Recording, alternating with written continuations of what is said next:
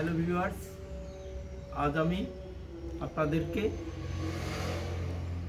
একটু নতুনত্ব শেইভের aroma oil burner তৈরি করে দেখাচ্ছি। দেখুন কিভাবে সেই অ্যারোমা অয়েল বার্নারটি তৈরি হচ্ছে।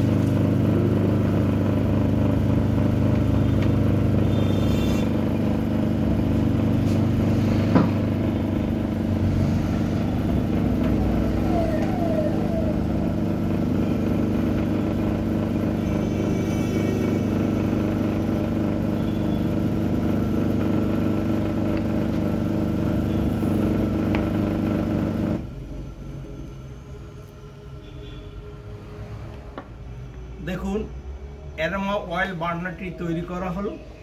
উপরে তেল দিতে হবে, ভিতরে একটা ক্যান্ডেল থাকবে। এটা কাটিং করে এই মুখটা বের করে তারপরে আমাদের অ্যারোমা অয়েল বার্নারটাকে ব্যবহার করতে হবে। যদি এই ধরনের অ্যারোমা অয়েল বার্নারের শেপ এবং ডিজাইন ভালো লেগে থাকে তাহলে অবশ্যই আমার চ্যানেলটি সাবস্ক্রাইব করবেন, লাইক করবেন, শেয়ার করবেন।